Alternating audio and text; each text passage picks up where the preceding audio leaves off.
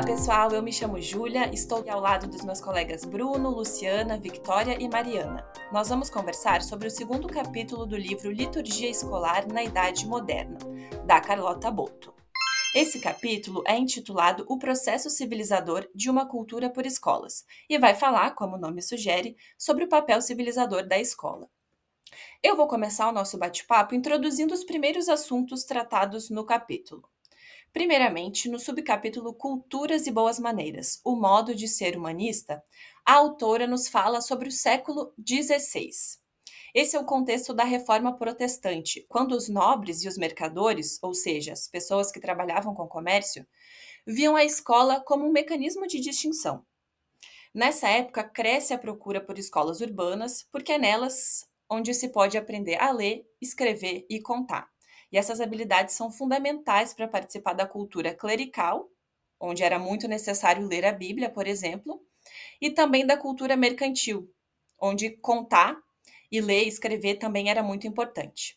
Então a gente já percebe aqui uma lógica da escola ligada à burguesia e às relações religiosas.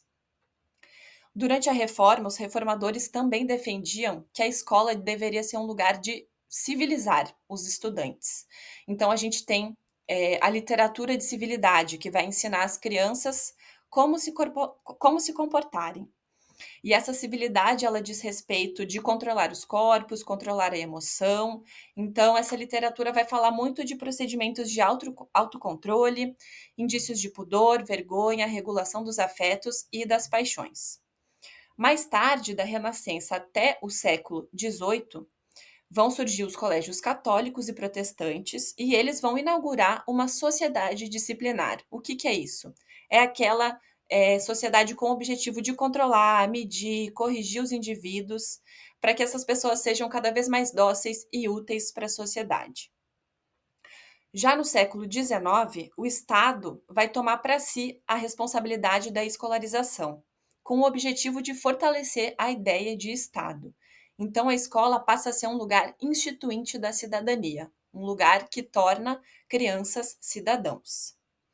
Logo depois, no capítulo, a autora descreve a alfabetização visual e escrita na Renascença. E aí ela conta que a escrita vai revolucionar os modos de ver. Ou seja, a cultura letrada vai desqualificar a oralidade, mesmo que naquela época a maioria das pessoas não soubesse ler de fato. Mas só de existir a imagem das palavras já revolucionava a sociedade por completo.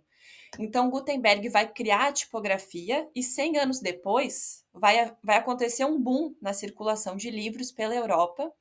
E essa produção de livros vai se tornar um negócio muito lucrativo. E é claro, né, vai estar a serviço de uma cultura erudita e religiosa. Então, além disso, a cultura impressa também altera o acesso às informações, é claro, e os modos de ensinar e aprender. Dá para se dizer que a tipografia vai permitir produções literárias distantes, que não estavam muito de acordo com os padrões linguísticos humanistas. Então, vai perturbar a ordem escolástica. Antes, se só uma parcela pequena da população podia escrever e espalhar sua palavra, agora com a tipografia ficava mais fácil de, eh, de espalhar suas ideias pelo mundo. Então, as universidades, que estavam ficando muito aristocráticas, elas passam por um período de decadência, porque o ensino passa a ser substituído pelos estudos individuais. Agora era possível estudar textos antigos e não era mais necessário estar na universidade ouvindo mestres autoritários. Logo depois, a autora escreve no subcapítulo Montaigne e a escrita sobre como a cortesia e a civilidade eram modos de diferenciar as pessoas de diferentes estratos sociais. Então, dominar a norma culta, ser uma pessoa civilizada, entre aspas, era uma maneira de se diferenciar de outras classes. E aí a autora vai falar, né, desse padrão de honra e da civilidade da Idade Moderna, eh, como algo que diz que a honra vem do sangue, né? Mas, ao mesmo tempo, os humanistas também diziam que a aristocracia vinha pela formação do espírito, ou seja, conhecer as belas letras e as práticas de civilidade. E era pelo comportamento que se reconhecia um sujeito nobre. Nesse sentido, o Montaigne vai ser um precursor da etnologia, porque ele vai começar a observar essas linguagens que nem sempre eram verbais entre as comunidades humanas. Então, ele vai reparar que haviam códigos desde a expressão corporal, a fisionomia, o movimento, a postura do corpo, o semblante do rosto e o jeito de se vestir. Isso tudo dizia quem a pessoa era, muito mais do que o que ela portava, né, de dinheiro ou o que ela falava ali na linguagem verbal. Então, o Montaigne também vai criticar o etnocentrismo europeu, né? E ele tem uma frase que diz o seguinte: cada qual considera bárbaro o que não se pratica em sua terra. Isso quer dizer, né, que existem pessoas, existem culturas que acham a próxima cultura, a cultura do outro, inferior à sua. E esse estudioso, né, etnógrafo, ele diz que, na verdade, a gente só acha bárbaro aquilo que não é nosso. Ele também vai criticar a maneira como as escolas priorizavam as matérias, os conteúdos, em vez de ensinar sobre atitudes. E ele dizia o seguinte: não cessam de martelar em nossos ouvidos como quem despejasse um funil, e a nossa tarefa é apenas repetir o que nos disseram. Então, essa frase, que é de muito antigamente, até hoje ela é super relevante quando a gente pensa na escola. E agora eu vou convidar o colega Bruno para introduzir o subcapítulo A Civilidade Pueril de Erasmo. Olá pessoal, tudo bem? Então, meu nome é Bruno e eu vou comentar 3 subcapítulos do capítulo 2 do livro. Então, nesse texto, nesses 3 subcapítulos, o que mais me chamou a atenção foi a respeito do corpo, né? De como o corpo era tratado. Nesses textos, o corpo foi tratado como demonstrando a mente da pessoa, como demonstrando o interior da pessoa. Então, por exemplo, se uma pessoa está com os olhos cerrados, está bravejando, ela está demonstrando aqueles sentimentos que ela está produzindo no interior. Então, a partir desse contexto, né, no subcapítulo é tratado os movimentos do corpo, né, são as expressões, as posturas e os gestos. Então, são esses três características que a gente tem que se deter para entender o corpo, né? Para aprender, para ensinar o corpo. Então, a partir desse ensinamento do corpo, a gente vai fazer o que? A gente vai modificar a sociedade. Então, fica muito claro, né, que a escola é um lugar para dar uma segunda pele para a pessoa. Ou seja, a escola é o lugar que vai modelar a sociedade. E nesse ponto eu fiquei me chamou muita atenção como a Libras, né, a língua brasileira de sinais, pode então nos ajudar, né, a modificar esses gestos, essas expressões e essas posturas, porque eu me lembro lá, isso foi o que mais me chamou a atenção, que lá na aula de Libras a professora sempre falava que não adiantava só fazer os gestos com as mãos, né, os sinais, tem que ter a expressão corporal, tem que ter a postura. Então a gente começa a pensar, eu comecei a pensar em como esse texto nos dá indícios da importância também da Libras para modelar, né, para entender, né, essas feições, essas expressões, esses gestos e essa postura da pessoa. Porque ele deixa claro ali que, para ele, o corpo sinaliza o interior da pessoa. E no final ele até nos diz, né, ele indica que como é possível, então, verificar o estado biopsicossocial da criança a partir do corpo. Né? Porque então a gente pensa numa criança, né? Como muitos de nós iremos trabalhar na educação infantil, como a gente pode pensar esse corpo da criança está dizendo aquilo que ela quer expressar.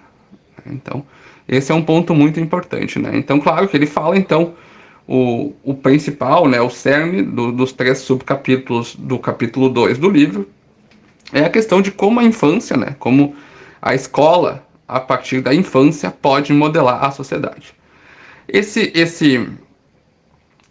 3 subcapítulos tratam primordialmente do livro de Erasmo, né, do livro de Erasmo, de Rotterdam, de 1530, a civilidade puéril.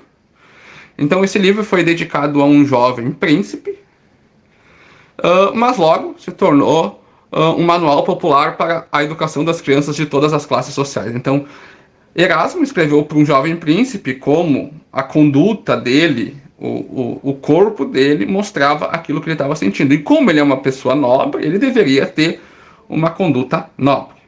Tá? Então, e no livro, até nesses 3 subcapítulos, é falado que os gestos, as expressões e a postura são ditadas pela nobreza.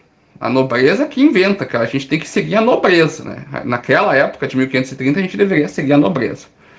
Então, é um livro bem interessante, porque nos indica, nos fala claramente a respeito de como o corpo, os gestos, as expressões e a postura da criança reflete aquilo que ela está sentindo. Obrigada, Bruno. Agora eu vou chamar a Vitória para falar sobre o estado e a civilização do livro e também sobre a racionalidade civilizada e o domínio da afeição. A autora fala sobre que, no início do Estado moderno, era necessário uma forte conduta de regras sociais, onde era imprescindível o controle de suas emoções e afeições, com o objetivo de homogeneizar e pacificar a sociedade daquela época, para que assim o novo Estado-nação pudesse ter uma estabilidade interna enquanto crescia externamente. Tais regras sociais refletiam diretamente o que era aceito e adotado pela nobreza, que nesse momento buscava uma diferenciação frente às classes mais baixas. Com a invenção da escrita impressa, surgiram tratados de civilidade, que eram transmitidos à escola, com o intuito de civilizar quem não era assim considerado. Obrigada, Vicky. Agora eu convido a Luciana para falar sobre reforma protestante e escolarização. Na Renascença, o acesso à educação era um privilégio dos nobres. Nesse período, houve um grande crescimento na fabricação de livros impressos. A Igreja Católica tinha forte influência e detinha para si o direito de ser intermediador das leituras bíblicas, repassando sua própria interpretação em benefício próprio para afirmar o poder que esta tinha sobre os fiéis. Com a Reforma Protestante liderada por Martim Lutero, um monge católico no século XVI, que, insatisfeito com algumas práticas questionáveis da Igreja Católica, como, por exemplo, dar o perdão para os pecadores tanto na terra como no plano espiritual, e cobrar por isso. Ainda, exigir doações para a reforma e construção de igrejas para garantir a salvação e o perdão de Deus. Martinho Lutero não concordava com essas práticas. Acreditava que o perdão viria somente através da fé e a prática de boas obras. Defendeu a necessidade da educação em escolas acessíveis a todos, inclusive enviou cartas aos conselhos de todas as cidades da Alemanha para que fossem criadas e mantidas escolas. Alfabetizar seria necessário para que qualquer pessoa pudesse ler a Bíblia sem intervenção de terceiros. Formar a juventude para que estes pudessem cuidar dos assuntos públicos para que fosse implementada definitivamente as novas doutrinas feitas pela Reforma. A predestinação calvinista e a ética protestante. Enquanto no luteranismo se acreditava que a salvação divina se daria pela fé e as práticas de boas obras, João Calvino, teólogo, escritor e líder religioso francês, defendia a crença que Deus já tinha os escolhidos que seriam salvos e aqueles que seriam condenados. Essa decisão de Deus não poderia ser conhecida.